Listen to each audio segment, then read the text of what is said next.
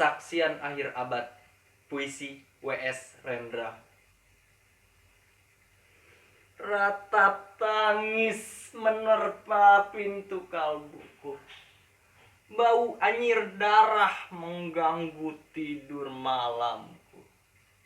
Oh tikar tafakur, oh bau sungai tohor yang kotor. Bagaimana aku akan bisa membaca keadaan ini? Di atas atap kesepian nalar pikiran yang digalaukan oleh lampu-lampu kota yang bertengkar dengan malam. Aku menyerukan namamu. Wahai para leluhur Nusantara. Oh Sanjaya, leluhur dari kebudayaan tanah. Oh Punawarman, leluhur dari kebudayaan air.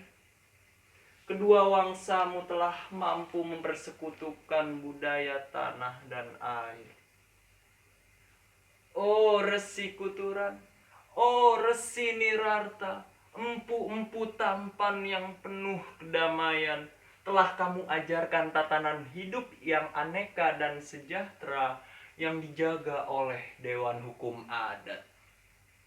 Oh, bagaimana aku bisa mengerti bahasa bising dari bangsaku kini?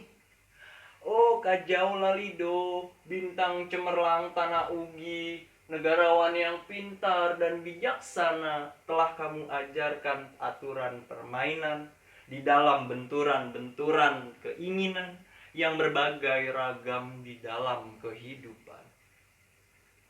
Ade bicara, Rapang dan Wari. Oh, lihatlah wajah-wajah berdarah dan rahim yang diperkosa muncul dari puing-puing tatanan hidup yang porak-poranda. Kejahatan kasat mata tertawa tanpa pengadilan. Kekuasaan kekerasan berak dan berdahak di atas bendera kebangsaan. Oh, anak cucuku di zaman cybernetik, bagaimana akan kalian baca prasasti dari zaman kami? Apakah kami akan mampu menjadi ilham kesimpulan? Ataukah kami justru menjadi sumber masalah di dalam kehidupan? Dengan puisi ini aku bersaksi bahwa rakyat Indonesia belum merdeka. Rakyat yang tanpa hak hukum bukanlah rakyat merdeka. Hak hukum yang tidak dilindungi oleh lembaga pengadilan yang mandiri adalah hukum yang ditulis di atas air. Bagaimana rakyat bisa merdeka bila polisi menjadi aparat pemerintah dan tidak menjadi aparat hukum yang melindungi hak warga negara?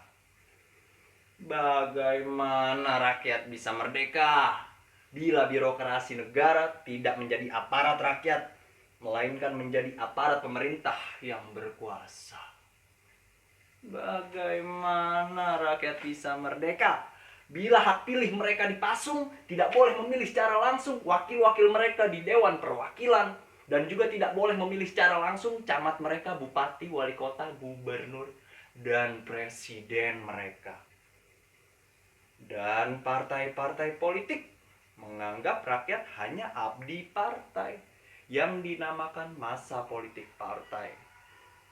Kaulah partai atau hamba partai. Bagaimana rakyat bisa merdeka bila pemerintah melecehkan perdagangan antar daerah dan mengembangkan merkantilisme denles sehingga rela menekan kesejahteraan buruh, petani, nelayan, guru, dan serdadu berpangkat rendah? Bagaimana rakyat bisa merdeka bila provinsi-provinsi sekedar menjadi tanah jajahan pemerintah pusat? Tidak boleh mengatur ekonominya sendiri, tatanan hidupnya sendiri, dan juga keamanannya sendiri. Ayam, serigala, macan, ataupun gajah, semuanya peka pada wilayahnya. Setiap orang juga ingin berdaulat di dalam rumah tangganya. Setiap penduduk ingin berdaulat di dalam kampungnya. dan kehidupan berbangsa tidak perlu merusak daulat kedaerahan. Hasrat berbangsa adalah naluri rakyat untuk menjalin ikatan daya cipta antar suku yang penuh keanekaan kehidupan dan memaklumkan wilayah pergaulan yang lebih luas untuk merdeka bersama. Tetapi lihatlah selubung kabut saat ini. Penjajahan tatanan uang, penjajahan modal, penjajahan kekerasan senjata, dan penjajahan oleh partai-partai politik masih merajalela di dalam negara. Dengan puisi ini aku bersaksi bahwa sampai saat puisi ini aku tanda tangani, para elit politik yang berkedudukan ataupun yang masih di jalan tidak pernah memperjuangkan sarana-sarana kemerdekaan rakyat. Mereka hanya rusuh dan gaduh memperjuangkan kedaulatan golongan dan partainya sendiri. Mereka hanya bergulat untuk posisi sendiri. Mereka tidak peduli dengan posisi rakyat, tidak peduli pada posisi hukum, posisi polisi, ataupun posisi birokrasi. Dengan picik mereka akan mendaur ulang malapetaka bangsa dan negara yang telah terjadi.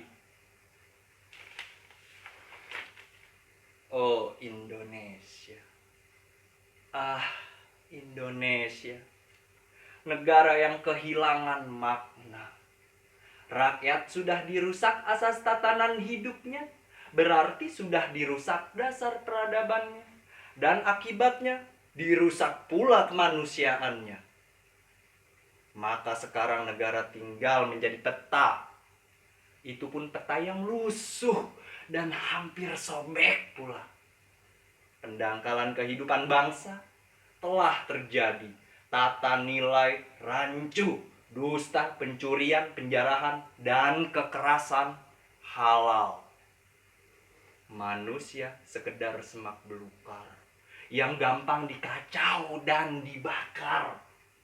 Paket-paket pikiran yang murah dijajakan. Penalaran amarah yang salah mendorong rakyat terpecah belah. Negara tidak mungkin kembali diutuhkan tanpa rakyatnya dimanusiakan.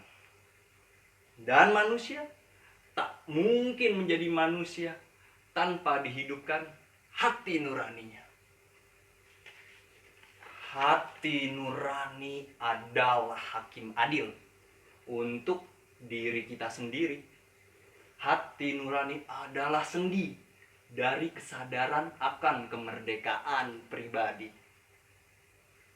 Dengan puisi ini aku bersaksi bahwa hati nurani itu meski dibakar tidak bisa menjadi abu. Hati nurani senantiasa bisa bersemi meski sudah ditebang putus di batang. Begitulah fitrah manusia, ciptaan Tuhan yang Maha Esa. Candi Ceto, 31 Desember 1999.